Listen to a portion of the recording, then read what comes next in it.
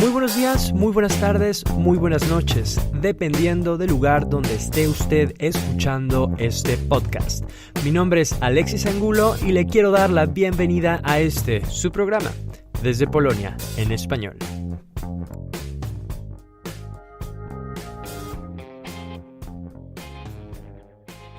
Muchas gracias por estar en una edición más de Desde Polonia en español. Están con nosotros David Huerta y Hermes Yaín. El día de hoy vamos a hablar sobre Narcos. Pues bueno, sí, buenas tardes a todos. El día de hoy el tema que vamos a tratar es la serie de Netflix muy famosa, Narcos, la cual describe los sucesos ocurridos en Colombia y ahora recientemente en México, con la cuarta temporada o la primera temporada de Narcos México, de todo lo que ha sido el proceso de surgimiento, empoderamiento y crecimiento de los cárteles de droga. En la serie hasta el momento hemos analizado, se han presentado en detalle la historia de tres grandes cárteles de drogas. En primer lugar, el cartel de Medellín, liderado por el terrorista Pablo Escobar. En segundo lugar, el cartel de Cali, liderado por los hermanos Rodríguez Orejuela.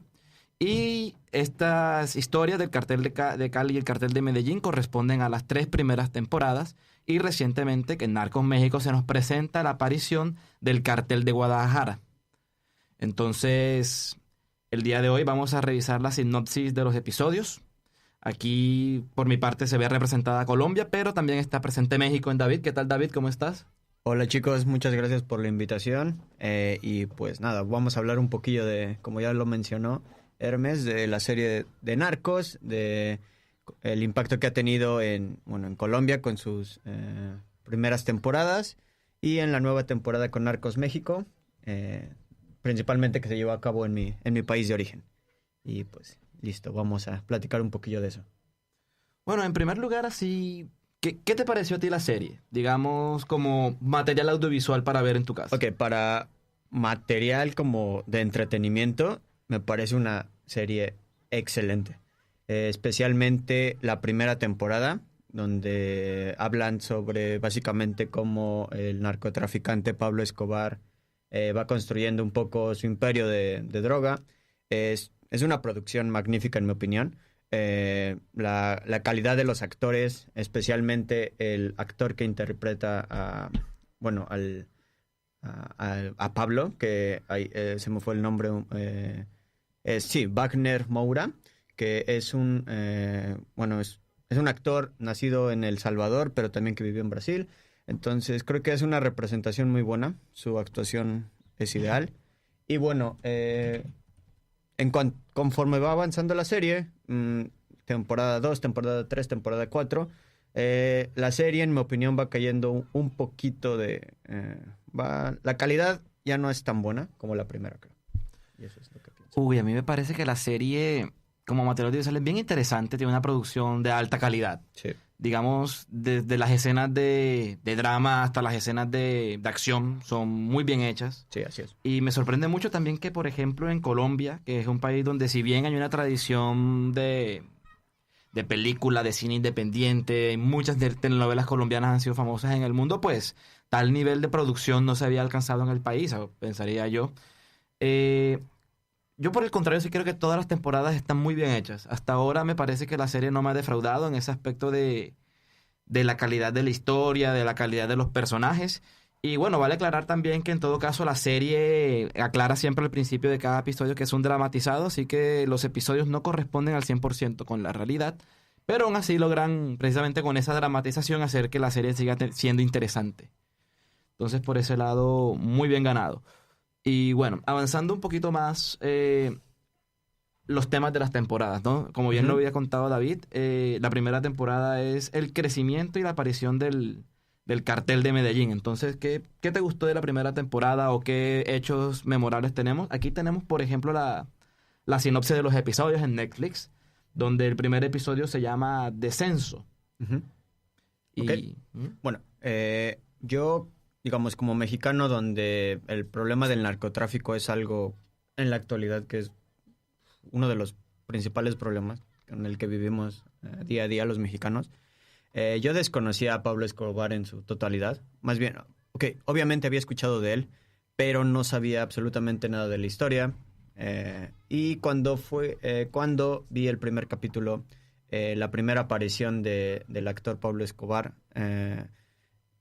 digamos, frente a un camión de soldados y simplemente se impone como yo soy el jefe de aquí y tienes que hacer lo que diga. Para mí ya desde ese momento fue muy como atractiva la serie, porque es como ya te engancha desde el primer momento. Y creo, de acuerdo a las como reseñas que he leído, la historia de Narcos está muy apegada a la realidad de lo que vivió Colombia durante los 70s. Entonces, para mí, como espectador, desconociendo completamente el tema cultural y cómo viven los colombianos, cómo vivieron los colombianos en esa época, para mí fue muy ilustrativo. Ahí aprovecho un poco para mencionar también que en Colombia se hizo una serie sobre la vida de Pablo Escobar, que de hecho la recomiendo mucho si les gustó Narcos. Se llama Escobar, el patrón del mal.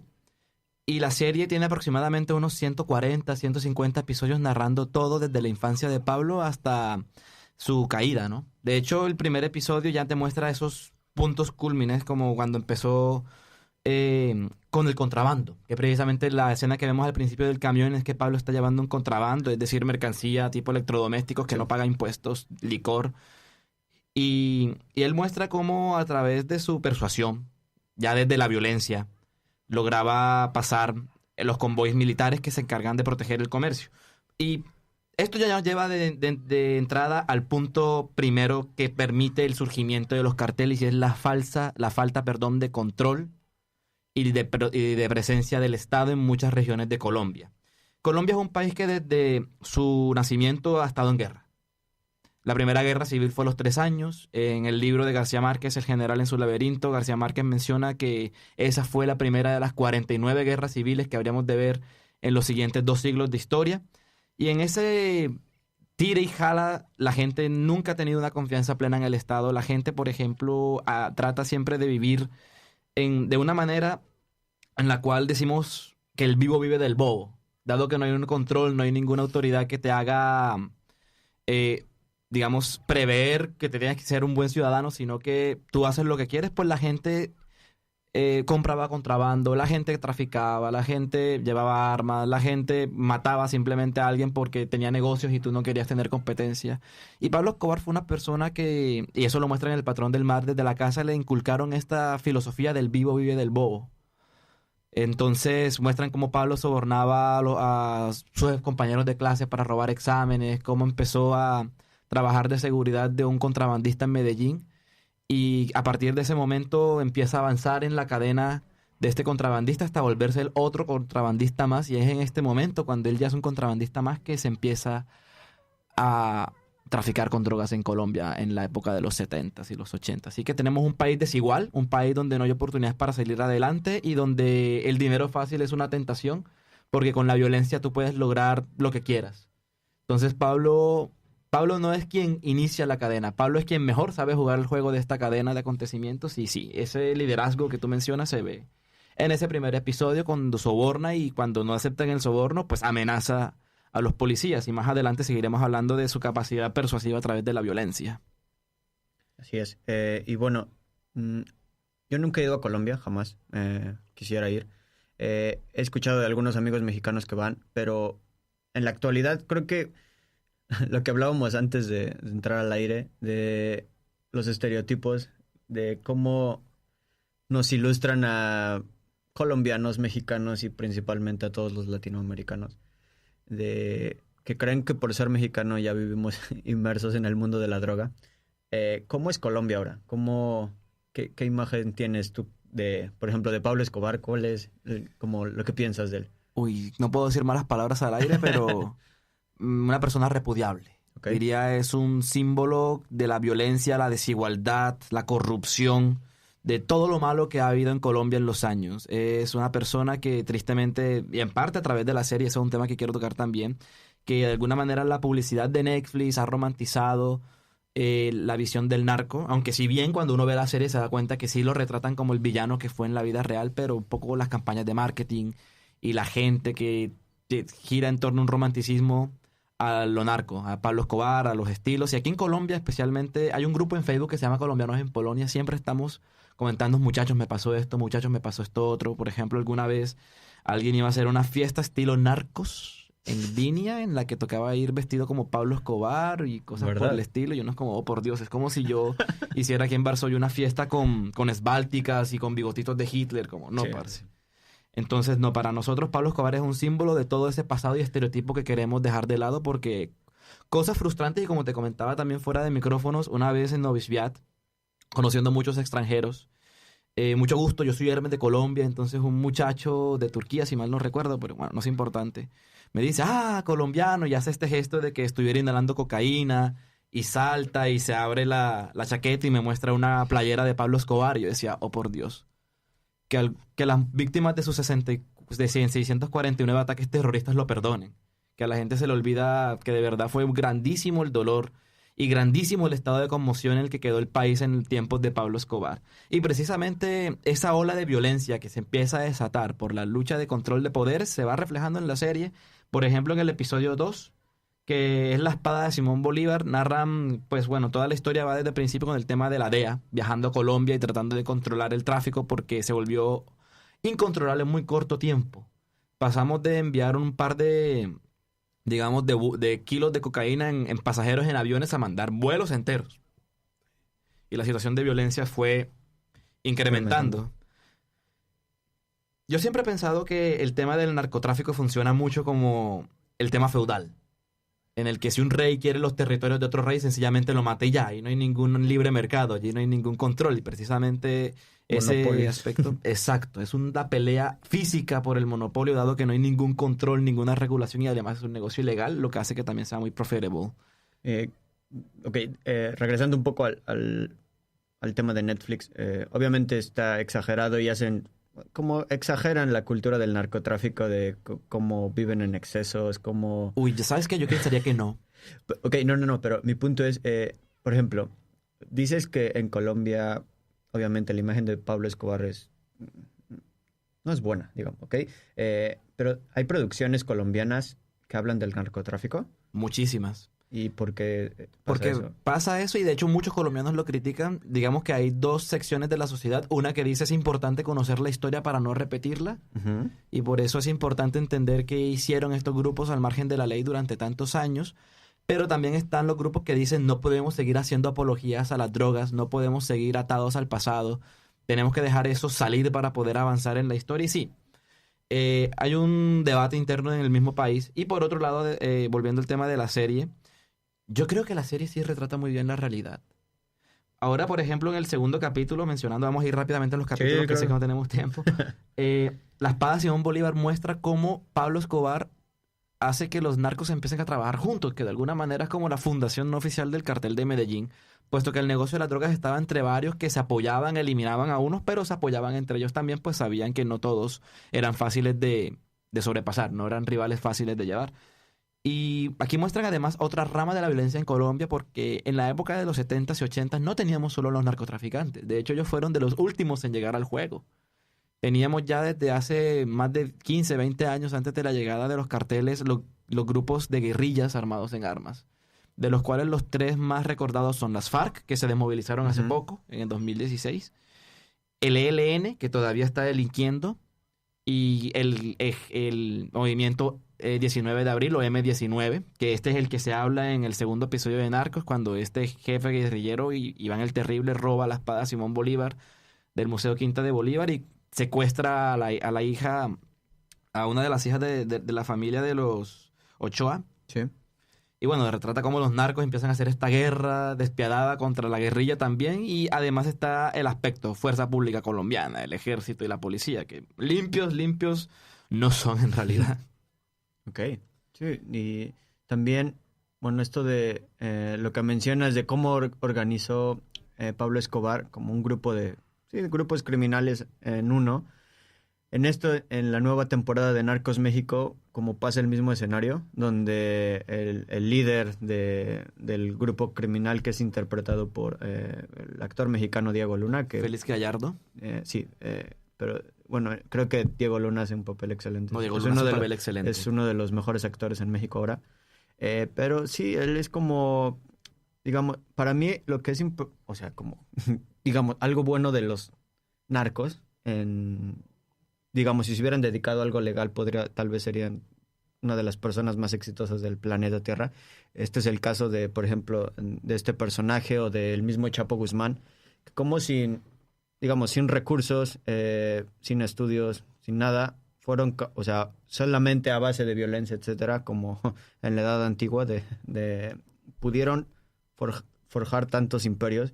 Creo que eso también es como, no digno de admirar, pero es como impresionante en un sentido como, wow. Es como, no puedo creer que este personaje, como no hay absolutamente nadie del gobierno, por ejemplo, en el caso de México, que pueda comprar a quien quiera, incluso que hubo tratos, no sé, con altas figuras de la política mexicana, incluso presidentes, donde negociaba él, donde mandaba él, y eso es un poco triste, como... No, estoy completamente de acuerdo. Es tristísimo. Yo quisiera comentar una cosa, y es que precisamente en Colombia siempre se habla de que esta gente pudo haber sido todo lo mala que fuera, pero de que eran brillantes muchos, Sí. eran brillantes, sabían muy bien jugar el juego del poder, porque inclusive si Pablo Escobar fue el capo más grande, fue porque le tocó también pasar por muchas guerras internas de capos. Y sí, de nuevo vuelvo al tema del modelo feudal, que supieron hacer alianzas, tener como sus señores feudales, digamos, Claro. sus largos de menor instancia, apoyándolos en sus decisiones, y al que no funcionara como era debido, también encontraron la manera de quebrarlo sin salir adelante. Y yendo un poco más allá, es triste cómo en este tema del narcotráfico se malgasta tanto talento humano. Mira, yo soy ingeniero químico, Ujú. y yo tuve la oportunidad de ir durante mis estudios, también soy químico puro, durante mis estudios fuimos al Laboratorio de Medicina Legal de Colombia. Ok. Está dividido en 5 secciones. Voy a referirme a la sección de narcóticos, porque allí es donde se hacen todos los análisis de embargos, que se hacen en el aeropuerto El Dorado y en la salida de Bogotá, digamos. Y el químico director del instituto fue amenazado personalmente por Pablo Escobar porque le estaba haciendo perder muchos cargamentos. Y el tipo nos relataba las maneras tan geniales en las que Escobar y muchos otros carteles de droga lograban esconder la droga. Cosas que inclusive a día de hoy, yo como químico no entiendo del todo cómo las hicieron. Escondían droga, por ejemplo, y eso lo presentan en el tercer o cuarto episodio de Narcos. Lograron polimerizar sobre la droga, parce. Es una cosa increíble, porque cuando tú polimerizas sobre un compuesto orgánico, lo más probable es que se dañe. Okay. Y ellos lograban polimerizar sobre la droga. En la serie lo representan como un barco, el casco de un barco, pero yo vi cuadros, partes de carros, impresionante, y lo que hacen al final es que disuelven esas piezas de plástico y recuperan la droga después en el destino. También, una vez un profesor de ingeniería química nos contaba que, mira, para poder hacer separación de sustancias líquidas, necesitas una columna de destilación. Una columna, pues, es una cosa vertical.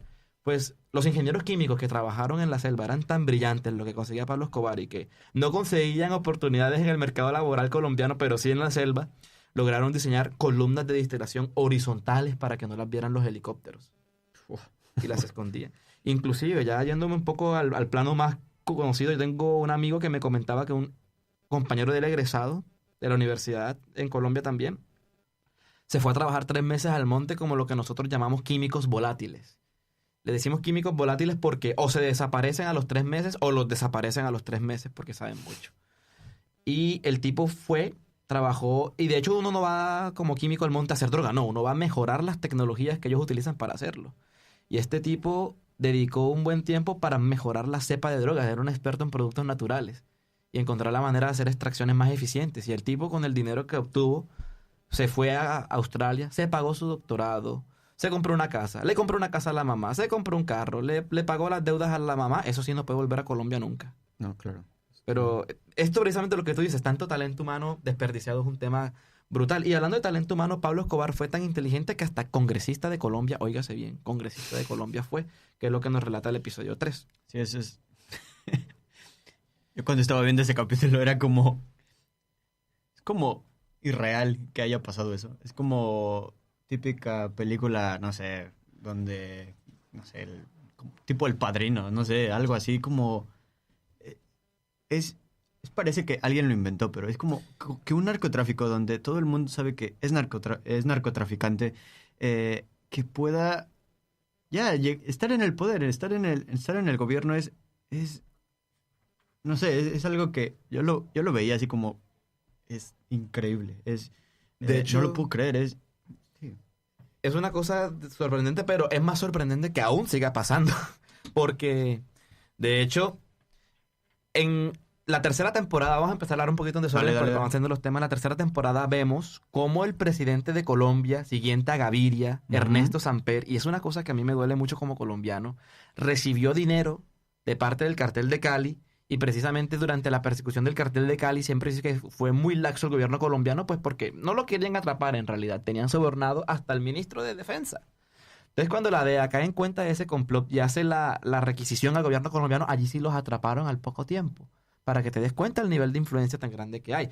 Y a mí me parece que Narcos Colombia se tuvo que acabar en la tercera temporada, porque si hubieran hecho una cuarta temporada de Narcos en Colombia, les hubiera tocado abordar temas de actualidad, porque el actual presidente de Colombia es el títere de otro expresidente que se dice que tuvo vínculos con Pablo Escobar, que fue gestor de la aparición de grupos paramilitares, que fue gestor de la elección de muchos personajes al Congreso que tenían negocios desde narcotraficantes hasta terrorismo, desplazamiento armado, y es un tema extenso donde hay un coqueteo permanente entre la política y el terrorismo y el narcotráfico. Así es. Ahora que dices eso de que fue un poco obvio que no continuaron con la temporada 4 en Narcos Colombia, hay una serie en Netflix que se llama El Chapo, obviamente basada en toda la historia del Chapo Guzmán, de cómo inició hasta que, digamos, lo capturan hace algunos años. Y esto de esta serie, como que comparando Narcos con esto, es que esta serie del Chapo como habla de temas de actualidad, muestra figuras públicas actuales como el expresidente Peña Nieto o los otros dos presidentes, Felipe Calderón, Vicente Fox, y todos los acuerdos que tenían, que obviamente son personajes ficticios, pero sabes que son ellos. Y no sé, hace enojar que cómo pueden engañar a la gente, digamos, y no se puede hacer nada, porque tienen comprado desde el policía que está en la esquina hasta el presidente. Es como toda la línea del poder es corrupta en México, todos lo saben y no sé, no se puede hacer nada. Y es doloroso. Es doloroso, así es. Y precisamente es doloroso porque en el capítulo 4 precisamente nos muestran qué pasa cuando tratas de ir en contra de ese sistema. En Colombia, el asesinato de Lara Bonilla, que fue el ministro que denunció a Pablo Escobar públicamente en la plenaria del Senado, siendo Pablo Escobar senador, y que después de que se hace esa declaración es que empieza, digamos, oficialmente la guerra entre Escobar y el Estado colombiano. La guerra inicia con el asesinato de Lara Bonilla después de sus declaraciones, y la violencia, no podemos decir que empezó allí porque ya éramos un país violento antes de eso, pero digamos, se disparó más, exactamente, David. Mataron, y en siguientes episodios se ve al candidato presidencial Luis Carlos Galán Sarmiento, después de que se mostró a favor de la lucha contra las drogas y de la extradición, que era la cosa a la que de verdad le tenían los narcos. Y me parece que Netflix explica muy bien que los narcotraficantes en Colombia, cuando eran atrapados, podían meter lo que quisieran en sus celdas, el control era nulo, era un tema de chiste, pero una cárcel en Estados Unidos sí los asustaba. Con la captura de Leder, alias el alemán, que era un personaje muy curioso, y lo presenta muy bien en Netflix. Era nazi, pero era revolucionario y, bueno, un personaje muy obtuso, digamos. Con la captura de Leder empieza esa guerra contra la extradición, porque Leder fue extraditado. Está en la cárcel en Estados Unidos ahora mismo, ojalá nunca salga esa persona. Y sí, matan a Lara Bonilla, matan a Luis Carlos Galán por defender la extradición. Y en la serie no lo mencionan, pero otros dos candidatos presidenciales también fueron asesinados durante ese tema. Bernardo Jaramillo fue uno de ellos, y vale resaltar que además Bernardo Jaramillo era parte de un movimiento que se llamaba la Unión Patriótica, que trataba desde ya esa época, imagínate, hacer un acuerdo de paz con las FARC. Muchas personas, digamos, de extrema derecha, mira cómo la historia cíclica, decían que era el candidato de las FARC, y también se dice que por eso lo mataron, y fue una vaina impresionante. Siguiendo también con el tema de violencia, la gente me decía, estuvo muy buena esa adaptación de la toma del Palacio de Justicia. Pero obviamente eso no pasó, ¿cierto, Hermes? Y uno con la mirada al suelo le dijo, no, sí, eso pasó. Sí, porque parece escena de Hollywood, no sé, cualquier escena de película de Estados Unidos de terrorismo, que helicópteros y bazucas y bombas. Te voy a contar impresionante. Mi mamá en esa época, cuando ocurrió el Palacio de Justicia en el 85, pues era una señora joven, simpática, y tenía un muchacho en Bogotá que gustaba de ella. Y era un abogado que trabajaba en el Palacio de Justicia. Mi mamá perdió comunicación con él el día de la toma del palacio y mi mamá no supo qué pasó con él porque el señor llamó.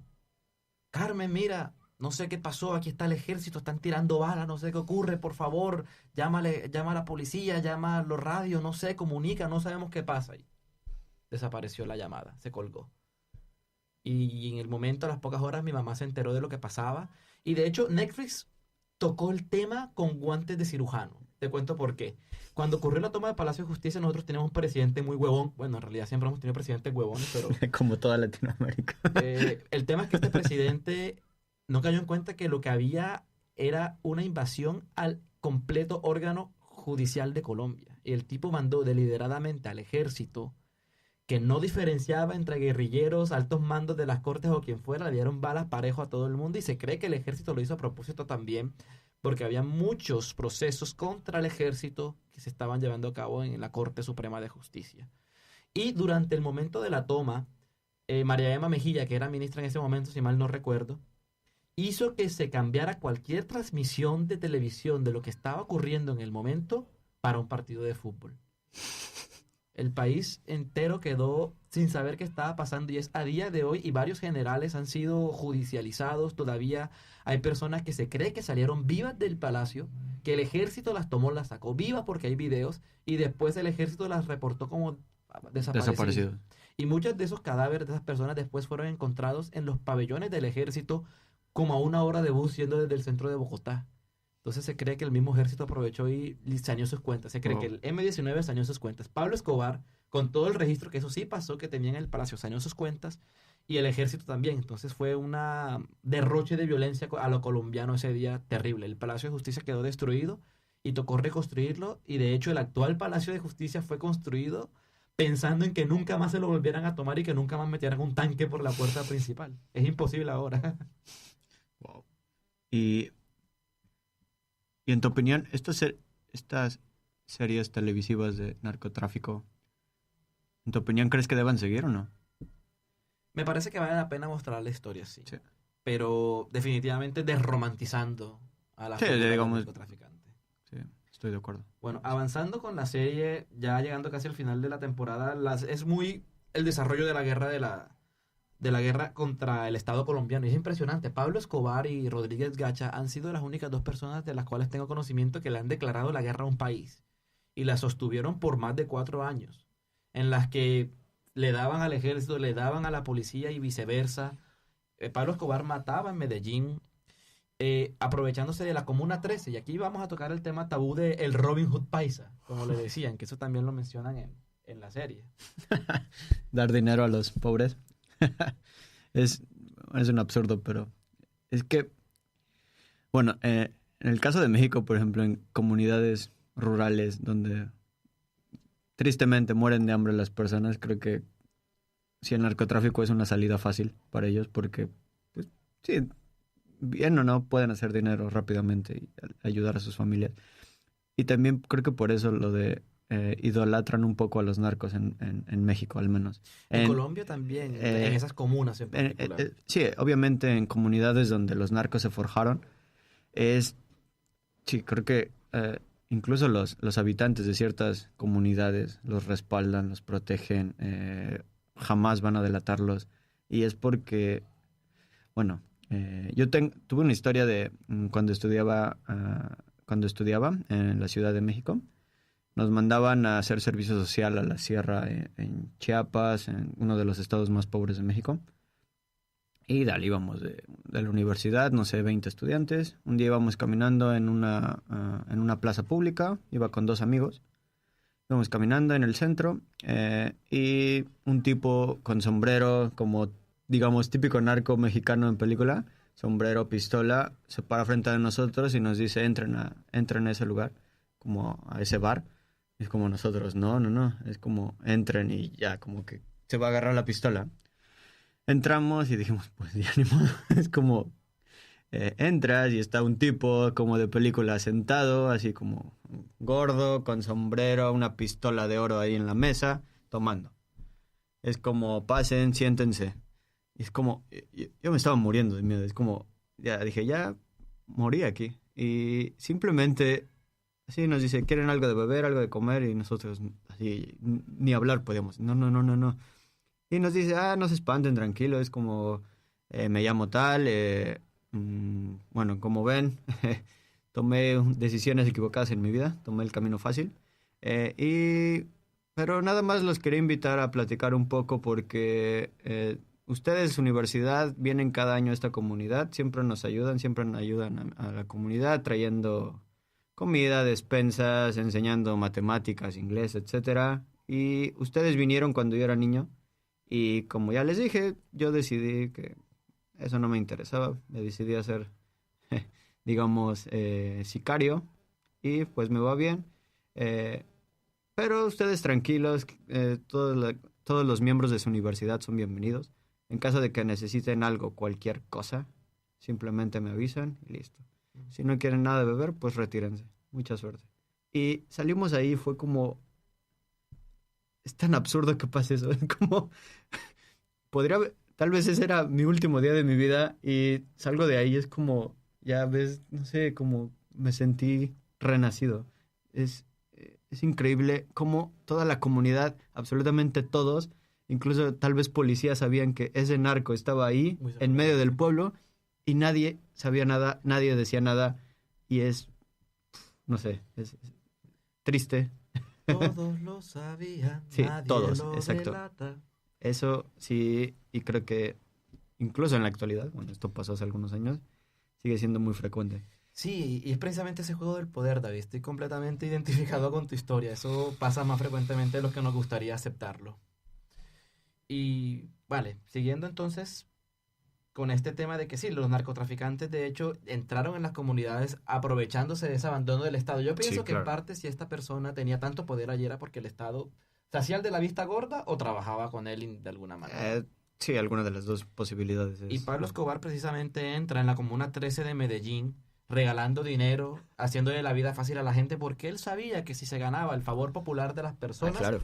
lo iban a ayudar en los momentos de necesidad y eso se aprecia claramente cuando el bloque de búsqueda aparece y Pablo Escobar anuncia que va a pagar 2 millones de pesos colombianos por cada policía muerto. Y la Ujú. comuna, en fidelidad a Pablo, se vuelven no solo sus informantes, sino también sus Sí, guardaespaldas. claro. Hasta niños armados, y vemos esta famosa escena de estos episodios cuando un niño se para y el jefe de policía no sabe si dispararle o no porque Sí, es claro. un niño y es impresionante No. cómo se vuelven caballitos de Troya, ¿no? Como peones en esta partida de ajedrez con el Estado. Y otra cosa para resaltar es que a día de hoy tú vas a la Comuna 13, incluso hay un barrio que se llama Pablo Escobar y la gente dice, no, Pablo era bueno porque él nos dio escuelas, nos dio casas y es un poco la gente que está acostumbrada a que le den y no trabajar, podríamos irnos por esa salida simplista, pero es que también es la gente que no tiene oportunidades en realidad. Sí, claro. O sea, nosotros lo vemos desde afuera, digamos, desde un ambiente privilegiado, en algún sentido,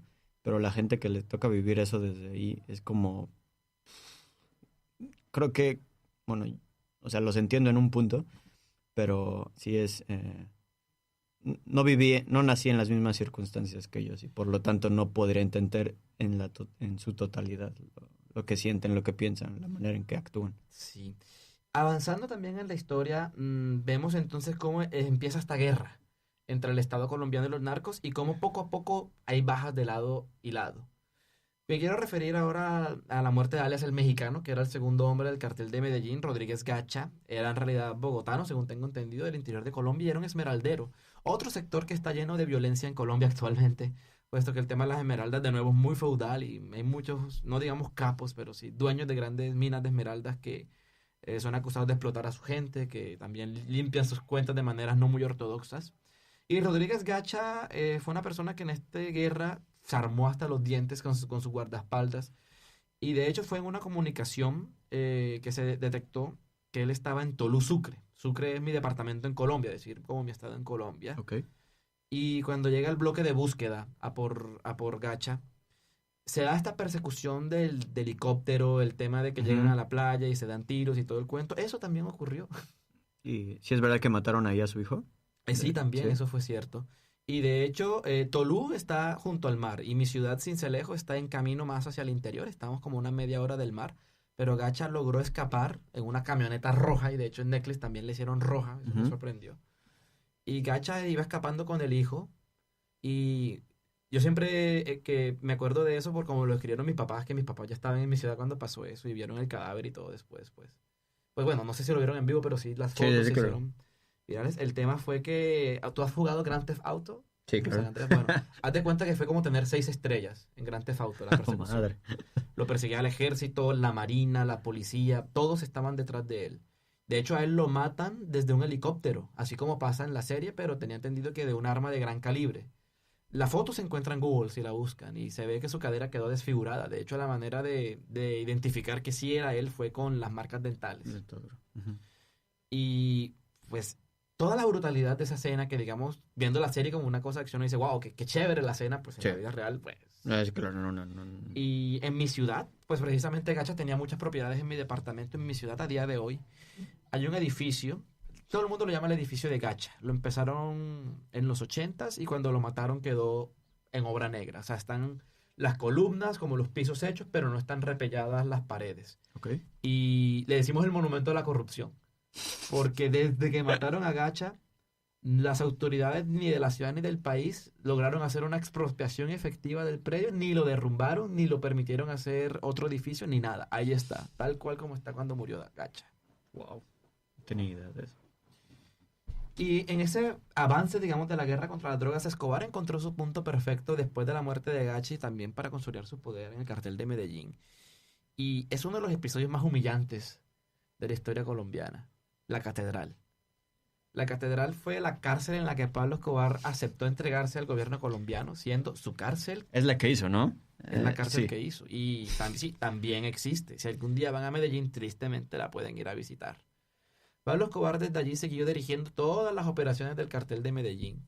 Se cree que se murió gente allá. Inclusive llevaba jugadores de fútbol allá, celebridades allá para estar con ellas y pasar fiestas y bueno. Pero creo que ahora eso de el tema de las cárceles, al menos en México, bueno, nunca he ido a una cárcel mexicana, no está en mis planes, honestamente, pero he escuchado que también, como igual, quien tiene más poder, quien entra con poder, puede hacer absolutamente lo que quiera, puede traficar, extorsionar, de hecho, en México es muy común que personas de la cárcel, prisioneros, llamen a familias y extorsionen fingiendo que tienen a tu hijo secuestrado. Y así, es como... No hay control absoluto. México y Colombia se parecen mucho. Tal cual pasa en mi país. Sí, hay una sobrepoblación en las cárceles mexicanas que es...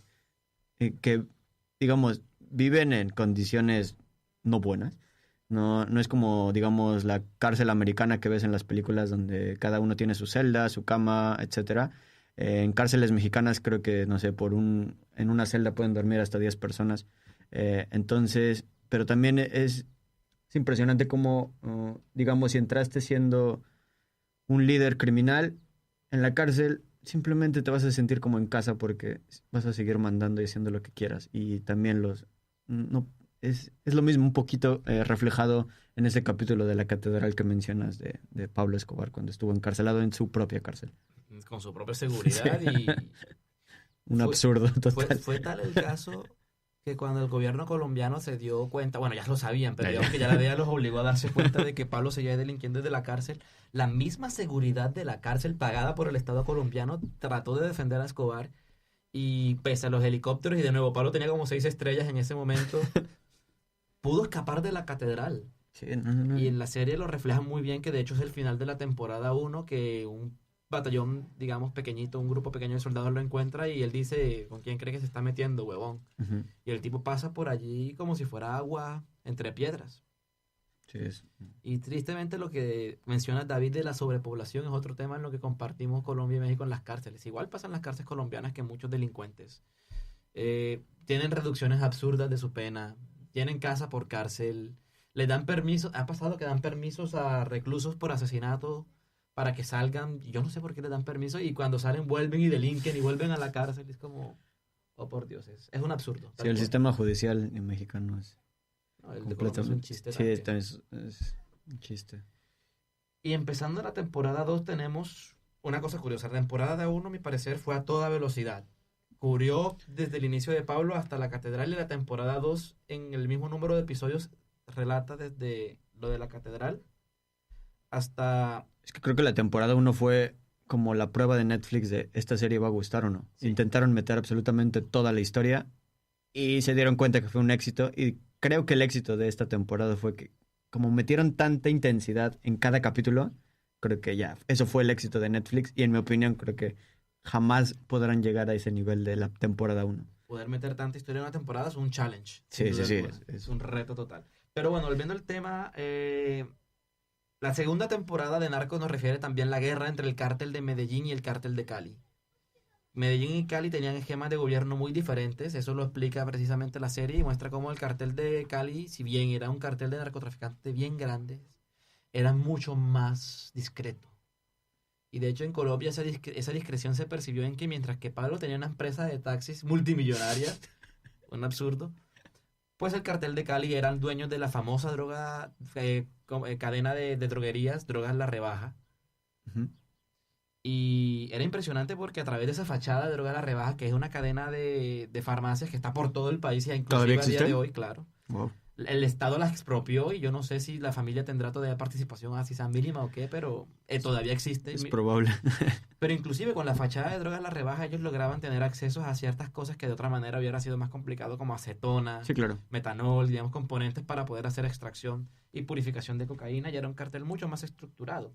Y si nos damos cuenta, esto de nuevo es muy feudal. Teníamos al principio muchos cárteles chiquitos que se unieron en cárteles mucho más grandes con estos grandes cabecillas y lograron de esa manera con la organización también crear más producción, y como la demanda no hacía otra cosa más que dispararse, recordemos que las drogas son adictivas, pues el consumo de drogas disparó la exportación de drogas y estos carteles se hicieron aún más fuertes con cada día que pasaba. Más de 80 millones de dólares al día creo que ganaba Pablo Escobar. Sí, no era una brutalidad de que creo que podía quemar dinero. Quemó dinero para Él- mantenerse caliente. Sí, una vez durante las persecuciones en las diferentes casas, Sí. había llovido, es decir, no había madera seca alrededor, Ujú. y él tenía tanto dinero que, Sí, que a sorprendió. diferencia de los hermanos Rodríguez Orejuela, que invertían, lavaban su dinero en diferentes empresas, Escobar guardaba mucho de su dinero en huacas. Botes, ¿no? Como Nosotros le decimos enterrados. huacas, y que Huacas, ok. habría un techo falso hacia un agujero en el suelo, o directamente en una finca habría un hueco gigante y lo llenaban de dólares y dólares y dólares. Entonces en una de esas casas, lo único seco que había para quemar era dinero. Billetes. Y efectivamente hizo que su hija, Manuela, si no me equivoco del nombre, bueno, hizo que su hija estuviera viva, estuviera caliente porque hacía mucho frío esa Ujú. noche de persecución, quemando dinero en la fogata. Un fuego de $1 millón. Sí, ¿no? Imagínatelo. Wow. Y tanto el absurdo que inclusive para el momento que Pablo Escobar murió todavía había mucho dinero en caletas. Y aquí me quiero referir rápidamente en el libro de Héctor Abal Falcione, Las historias de un marido, sí, en el que comenta la historia de un tipo que se encuentra una caleta en un apartamento que era de un narcotraficante y todo el drama que tiene para que no lo maten. No, ese de ser, ese es creo que de mis peores miedos. Y eso Como sí. encontrar una maleta llena de dinero y que Y eso, simplemente porque la viste ya estás muerto. eso sigue pasando todavía. Sí. Es un tema del cual todavía no estamos exentos en Colombia. Y bueno, sí, este tema pasó. Lo del dinero que se pudre en la selva también pasa. Hay mucho dinero del narco que sencillamente puede Sí. estar enterrado allí y uno a día de hoy no sabe dónde está. E incluso hay una película colombiana, porque esta es otra cosa que a la gente se le olvida también. Es que no solamente estaban los narcotraficantes puros, sino también los grupos al margen de la ley como la guerrilla, los paramilitares, que también se lucraban del negocio de las drogas. Hay una película colombiana que se llama Soñar no cuesta nada, que relata una historia real en la que un grupo del ejército, después de darse de plomo con una gente de la guerrilla y que esta gente deje su campamento, encuentran una huaca en el campamento de la guerrilla, $78 millones.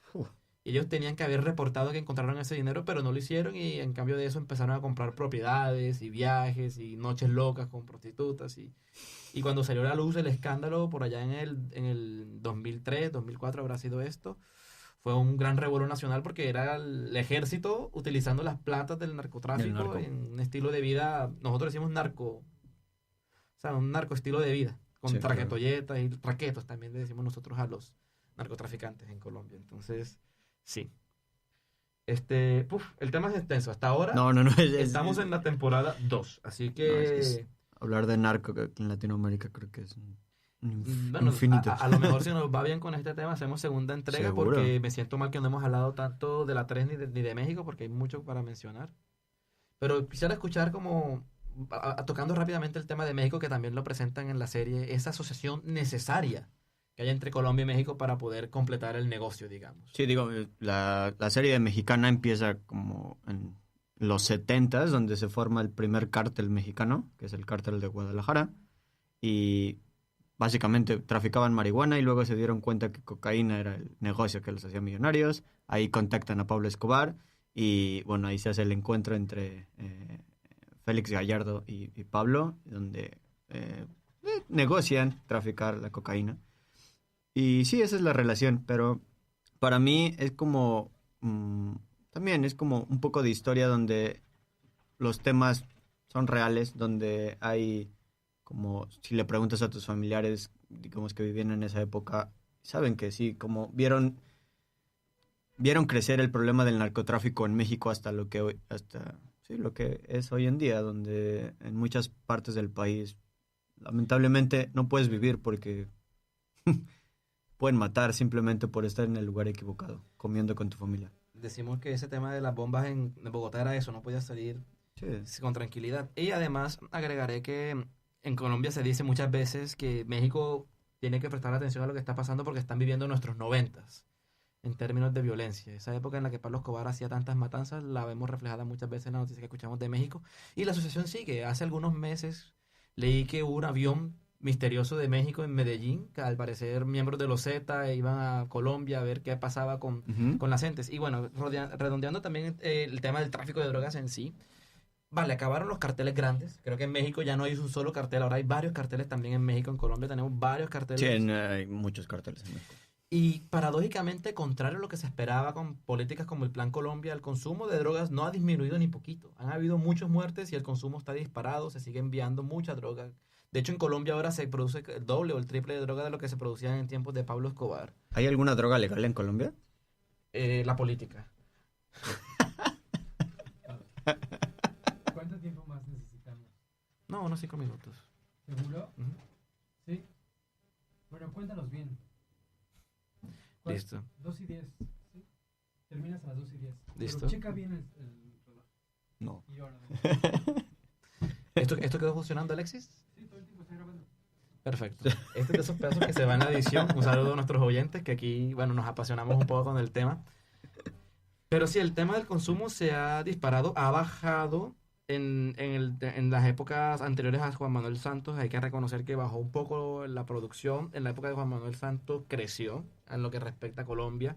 Ahora no sé muy bien cómo se ha comportado el mercado, pero en términos generales, comparándolo con los 90s, la producción está en picos históricos. Sí, y se sigue mandando mucha droga hacia el norte.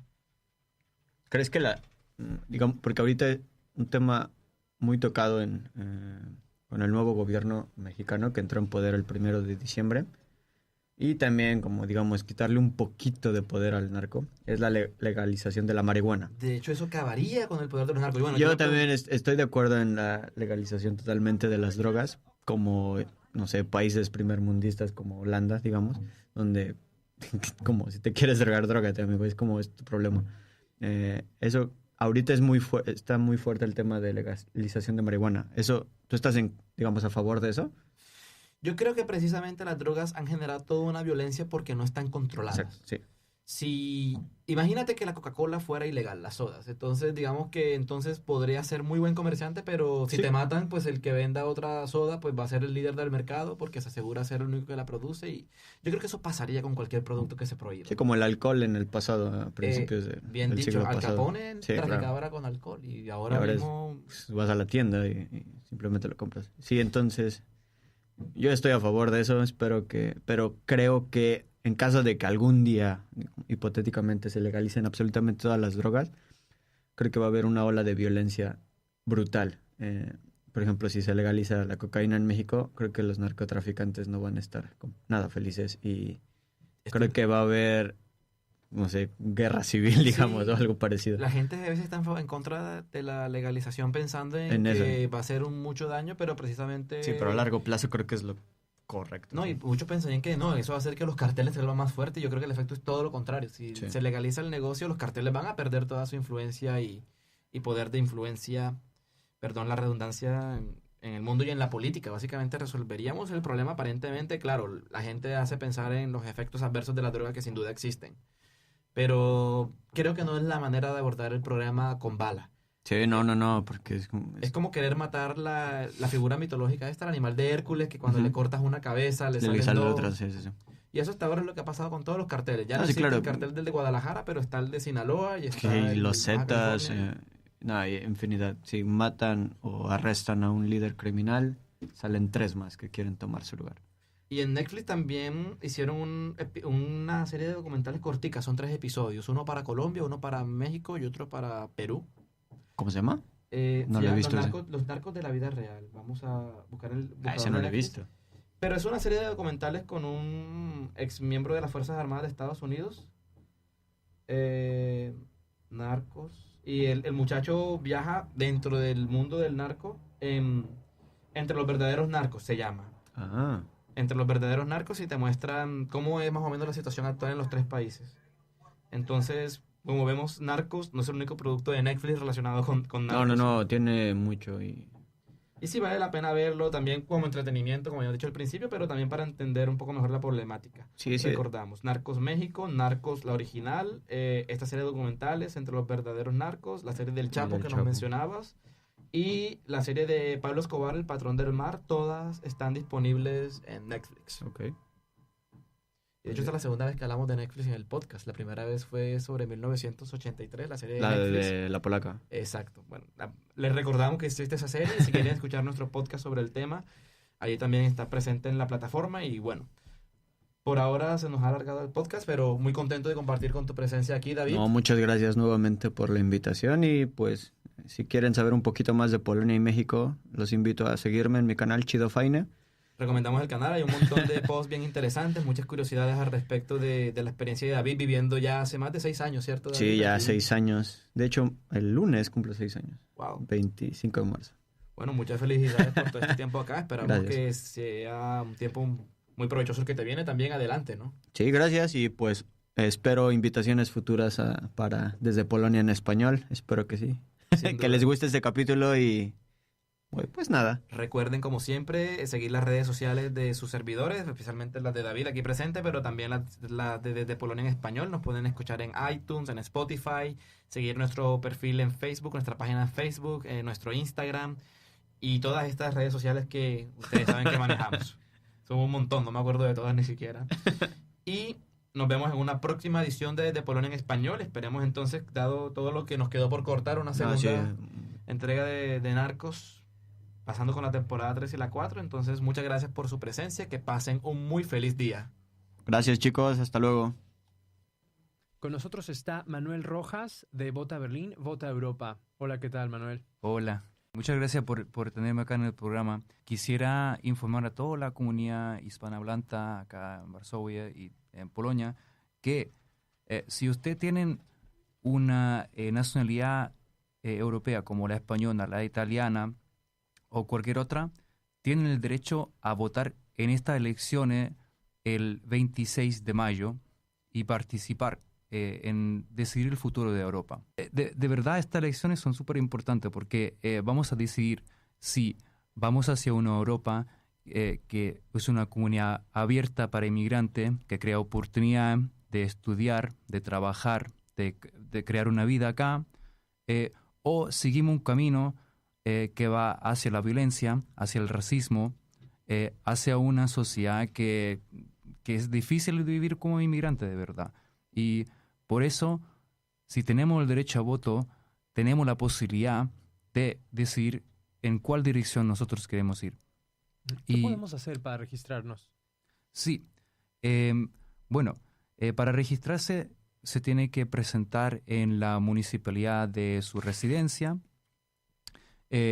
con un pasaporte o con la carta de identidad del país de origen o el país, no sé, por ejemplo, uno tiene la nacionalidad, la española, la italiana, la portuguesa o cualquier otra, con una declaración escrita expresando el deseo de votar acá en Polonia Y también expresando que uno no está excluido de votar en el país de origen, o sea, por ejemplo, por crímenes o otras cosas. Bueno, eso francamente que uno tiene que hacer. Y después de eso uno recibe 30 días antes de las elecciones, o sea, 30 días antes del 26 de mayo, la información. Manuel, muchas gracias. Muchas gracias a ti. ¿Eres chileno, alemán y otra nacionalidad? No, solamente las dos. Dale. Pues sí.